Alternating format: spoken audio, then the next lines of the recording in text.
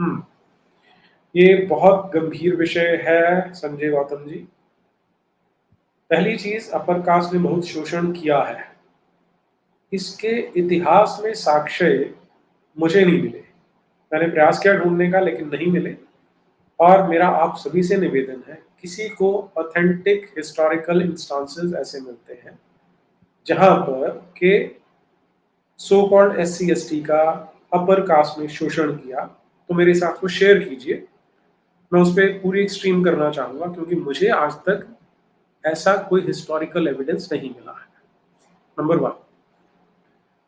हाँ, अब इसमें काउंटर आर्गुमेंट ये होता है कि हम अभी भी अपने गाँव में जाते हैं तो हमें देखने को मिलता है। वो ठीक है, वो शोषण आज जो देखने को मिलता है मैं उसकी बात नहीं कर रहा। मैं अंग्रेज़ों के आने से पहले की बात कर रहा हूँ। उसके बाद एक अलग तरह का डायनामिक्स है, मैं उसे इस चर्चा में नहीं ले रहा हूँ। मैं ये कह रहा हूँ कि जब हम कहते हैं कि अपर कास्ट ने बहुत शोषण किया, हज़ारों वर्षों से शोषण किया, तो उसका आधार क्या है मैं वो जानना चाहता हूँ। ऑथेंटिक हिस्टोरिकल प्राइमरी सोर्सेस नहीं मिलते। और एससी-एसटी को अलग क्यों किया, इस पर मैं पहले कई बार कह चुका हूँ, लेकिन आपने पूछा इसलिए आप पुनः बताता हूँ। आप देखिए कि आज से 100 साल पहले, 200 साल पहले, हालाँकि अभी भी अमेरिका में आपको रेसिज़्म देखने को मिलता है। जो गोरे और काले का भेदभाव है, वो आज भी है, हालाँकि अब कम हो गया है। लेकिन 200 वर्ष पहले तो बहुत रैम्पेंट था, बहुत ज़्यादा था। उनके लिए अलग वॉशरूम होंगे, अलग स्कूल होंगे, अलग बसेज़ होंगी कि उनको गोरों से मिलने नहीं दिया जाता था। लगभग अमानवीय माना जाता था उन्हें, ठीक?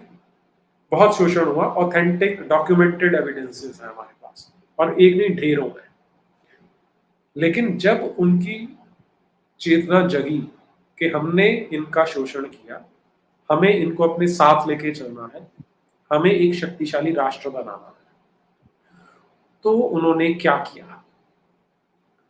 उन्होंने वहाँ पर रिज़र्वेशन नहीं दिया। उन्होंने उन्हें स्पेशल हेल्प की। उनके लिए स्पेशल स्कूल खोले गए कि वो आम लोगों के साथ कम्पीट कर सकें उनके बच्चे। उनको सुविधाएँ दी गई, उनको भीख नहीं दी गई कि तुम्हें हम रिज़र्वेशन नाम की भीख दे रहे हैं। उसका रिज़ल्ट क्या हुआ कि वहाँ पर जो गोरे और काले का भेद था, उसे कम करने का जो प्रयास हो सकता था उन्होंने किया और आज आप देखते हैं कि वहाँ पर इसको बहुत हद तक एक्सेप्ट किया जा चुका है। लेकिन हमारे यहाँ पर जो उद्देश्य था, वो क्योंकि समाज को जोड़ने का नहीं था, वो समाज को तोड़ने का था। इसलिए यहाँ पर अलग-अलग कैटेगरीज़ बनाई गई हैं और पूरे का पूरा एक जो तंत्र है, वो इस पे काम कर रहा है कि किस तरह समाज के टुकड़े किए जाएँ। शेड्यूल कास्ट बनाए, शेड्यूल्ड ट्राइब बनाए, बैकवर्ड क्लास, फिर अदर बैकवर्ड क्लास, फिर दलित, फिर महादलित, फिर पिछड़े, फिर अति पिछड़े। ये जो नई-नई टर्मिनोलॉजीज़ हैं, ये जानबूझ के घड़ी जाती हैं क्योंकि शब्दों के आधार पर ही समाज को तोड़ा जाता है और यही काम 75 साल से चल रहा है। इसलिए वो अलग है और जैसे अगर मैं शेड्यूल्ड ट्राइब्स का एग्ज़ाम्पल दूँ, अब होता क्या है जब आप रिज़र्वेशन देते हैं ना, तो जो मेरिट का जनरल कैटेगरी का बच्चा है, उसे लगता है कि उसके साथ अन्याय हो रहा है।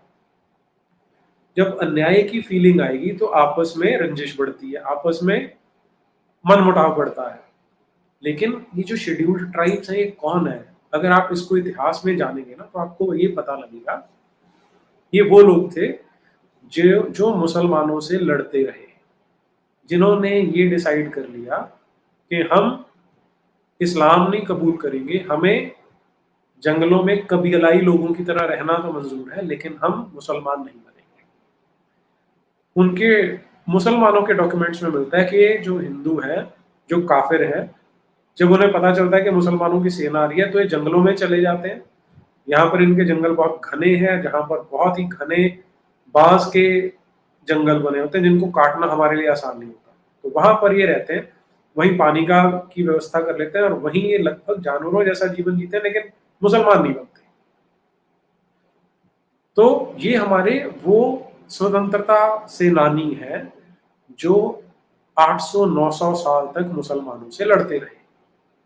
मुसलमानों ने क्या किया, इनको लेबल लगाया बागी का। बागी शब्द का बहुत यूज हुआ डकैतों के लिए और इन लोगों के लिए जिन्हें आज हम शेड्यूल्ड ट्राइब्स बोलते हैं। अंग्रेज आए, वो बहुत सोफिस्टिकेटेड थे, वो बहुत स्मार्ट थे, उन्होंने लिस्ट बनाई, इन उस लिस्ट को बोल दिया शेड्यूल्ड ट्राइब्स है ये। अब आप कल्पना करके देखें, अगर हमने इनका सम्मान किया होता कि ये हमारे स्वतंत्रता सेनानी है, इसलिए हम इनको आरक्षण दे रहे हैं, आरक्षण भी दे देते, तो सारे समाज को गर्व होता कि हम इन्हें इसलिए आरक्षण दे रहे हैं क्योंकि ये स्वतंत्रता सेनानी। तो हमने सच्चा इतिहास बताया ही नहीं, लेकिन समाज तोड़ने के लिए ये डिफरेंस क्रिएट कर दिया कि एसटी है इसलिए ये अलग है। और ये बौद्ध क्यों मानते हैं? बौद्ध इसलिए मानते हैं कि इनके पीछे इस्लामिस्टों का गैंग लगा होता है, वो इनकी फंडिंग करते हैं। वो बोलते हैं कि बी आर अम्बेडकर बौद्ध बन गए थे तो तुम भी बौद्ध बन जाओ।